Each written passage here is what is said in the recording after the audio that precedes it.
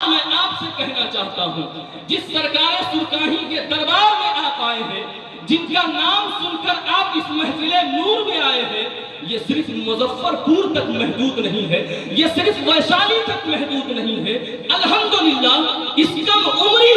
میں نے ملک ہندوستان کے دورے کیے ہیں اور میں نے یہ مشاہدہ کیا ہے کہ چاہے وہ کلکتہ کی سرزمین ہو، چاہے وہ چھتیس گڑھ کی سرزمین ہو، چاہے وہ ممبئی کی سرزمین ہو، چاہے وہ یوپی بنارس کی سرزمین ہو، چاہے وہ نیپال کی سرزمین ہو، اور الحمدللہ جب میں 2 سال پہلے عمرہ شریف کے لیے مدینہ شریف گیا تو میں نے وہاں بھی سرکار سرکاہی کے چاہنے والے کو دیکھا، میں نے وہاں بھی سرکار سرکاہی کے عقیدت مندوں کو دیکھا۔ تو ہاں، اب مجھے بلا مبالغہ یہ کہہ لینے دیا جائے، مجھے اس کی اجازت دیا جائے کہ اگر بنارس ساری کی وجہ سے مشہور ہے، اگر بریلی امام احمد رضا کے نام سے مشہور ہے، اگر اجمیر خواجہ پیا کے نام سے مشہور ہے، تو مظفر پور صرف لیچی کے نام سے نہیں بلکہ سرکار نعرہ تکبیر، نعرہ رسالت، فیضان سرکار سرکاہی۔ اس لیے مجھے کہہ لینے دیا جائے، میں آپ سے کہنا چاہتا ہوں، سرکار سرکاہی کی عظمت کو تم اندازہ نہیں لگا سکتے ہو۔ سرکار سرکاہی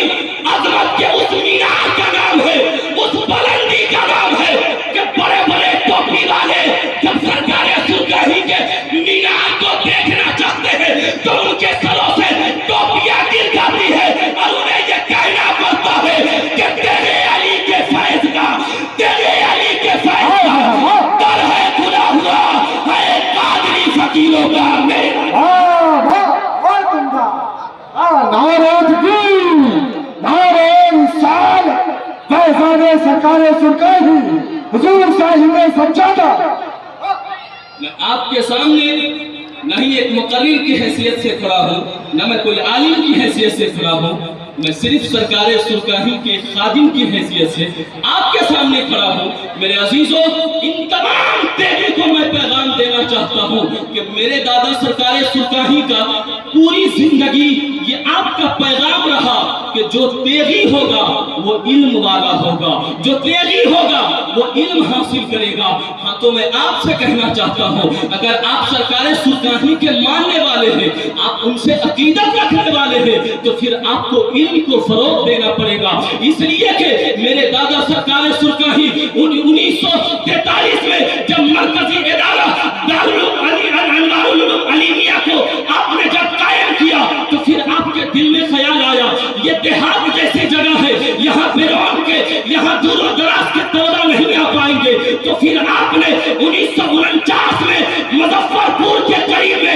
دارالعلوم علیمیہ کا آپ نے انعقاد کیا اور اس کی بنیاد رکھی۔ لیکن میں آپ سے کہنا چاہتا ہوں، میرے سرکار سرکاہی، میرے دادا سرکار سرکاہی کی شان کو دیکھیے، آپ کی عظمت کو دیکھیے۔ آپ نے دل میں یہ خواہش کی کہ میں دارالعلوم علیمیہ کی بنیاد رکھنا چاہتا ہوں، تو میرے دل کی یہ خواہش ہے کسی عظیم بزرگ کو میں بلاؤں، کسی عظیم بزرگ کے ہاتھوں سے میں دارالعلوم علیمیہ کی بنیاد رکھوں، تو پھر اس وقت جو سب سے بڑے سیدوں کے سب سے بڑے عالم تھے، جنہیں حضور محدث اعظم ہند کی چھوٹی کے نام سے جانا جاتا ہے، پہچانا جاتا ہے، اے تیغی دیوانوں، بڑا غور سے سننا، میرے دادا سرکار سرکاہی نے ایک خط لکھا اور آپ کو کچھوٹا شریف میں اس وقت پوسٹ کے ذریعے سے پہنچایا گیا۔ تو آپ نے جب خط لکھا اس کے نیچے میرے دادا سرکار سرکاہی اپنا نام تحریر فرماتے ہیں، فقیر محمد تیغ علی۔ کیا تحریر فرماتے ہیں؟ فقیر محمد تیغ علی۔ جب محدث اعظم ہند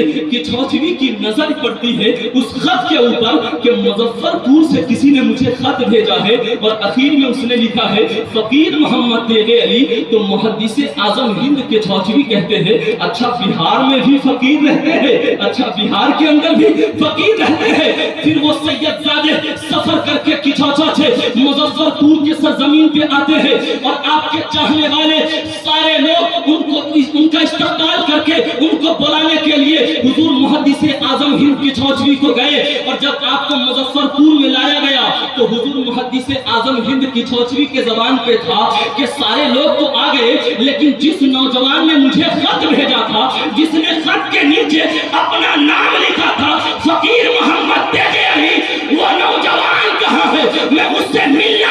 ہوں، میں اسے دیکھنا چاہتا ہوں جیسے محدث اعظم ہند کے چودھری سرکار سرکاہی کے قریب ہوتے ہیں دیوانوں سن کر مچل جانا۔ میرے سرکار سرکاہی کی نظر جیسے اس آل رسول پہ پڑتی ہے تو آپ مسکرا دیتے ہیں، اور دادا سرکار سرکاہی فرماتے ہیں حضور بہار کے اندر صحیح میں کوئی فقیر نہیں رہتا ہے۔ اتنا کہنا تھا کہ حضور محدث اعظم ہند کی چودھری مچل گئے، مسکرانے لگے، اور آپ نے کہا کہ واقعی مظفر پور میں فقیر محمد تھے، واقعی مظفر پور میں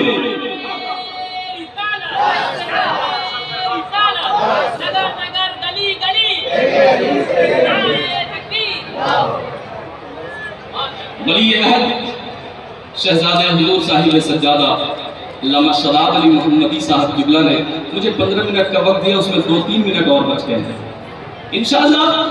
میں اپنے وقت پہ اپنی تقریر کو ختم کروں گا، آپ کو پریشان ہونے کی ضرورت نہیں ہے۔ میرے بھائی میں آپ سے کہنا چاہتا ہوں آج ہمیں یہ ضرورت ہے کہ ہم سرکار سرکاہی کے مشن کو کام کریں، ہمیں یہ ضرورت ہے کہ ہم دادا سرکار کے زندگی کے حوالے سے لوگوں کو بتائیں۔ جب ہم دادا سرکار کی سوانح حیات کو پڑھتے ہیں تو ہم یہ پڑھتے ہیں کہ مظفر پور، ویشالی، چمپارن اور دیگر جتنے علاقے ہیں کوئی علاقہ آپ سے بچا نہیں، سارے علاقے کا دورہ سرکار سرکاہی فرما رہے ہیں، کبھی ٹائر بیل کے ذریعے سے، کبھی گھوڑا گاڑی کے ذریعے سے، کبھی سائیکل کے ذریعے سے۔ میں آپ سے پوچھنا چاہتا ہوں آج کے پیر صاحب پیسہ لینے کے باوجود بھی دعوت دے کر ہمارے گھر میں نہیں آتے ہیں، لیکن کیا ہم دادا سرکار کی عظمت کو سلام نہ کریں؟ کیا ہم دادا سرکار کے عظمت کو سلام نہ کریں کہ جو اس زمانے میں بھی بغیر پیسے کے ہمارے اندر عشق رسول کا چراغ روشن کر رہے ہیں، ہمیں مصطفیٰ جان رحمت کے دین سے قریب کر رہے ہیں۔ اور آخری بات کہہ کر اپنی گفتگو کو ختم کر رہا ہوں کہ میرے دادا سرکار سرکاہی کے دل میں یہ ہمیشہ خیال ہوتا تھا، کیونکہ جس وقت میرے دادا سرکار سرکاہی مظفر پور کے سرزمین میں آپ رہتے تھے اس وقت مظفر پور میں نہ کوئی بڑا ادارہ تھا، نہ کوئی بڑی خانقاہ تھی جس کے ذریعے سے لوگوں کو رشد و ہدایت کے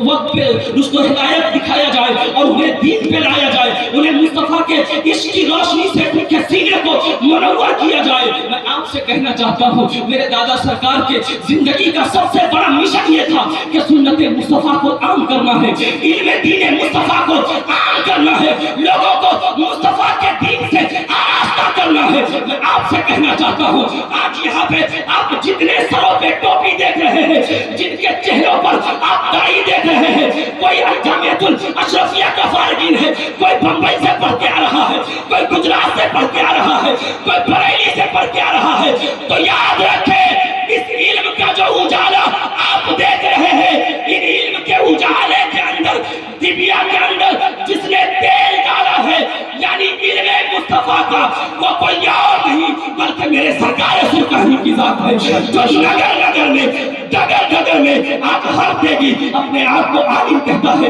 قاری کہتا ہے، مفتی کہتا ہے اور یہ فخر محسوس کرتا ہے۔ اس لیے میں آپ سے کہوں گا دادا سرکار سرکاہی کے مشن کو ہمیشہ زندہ رکھے آپ، اور سرکار کی سنت کو ہمیشہ عام کرے، اور علم دین مدین کو ہمیشہ آپ عام کر کے لوگوں کو دنیا کی بھی تعلیم دلائے اور دین کی بھی تعلیم دلائے۔ اسے تیری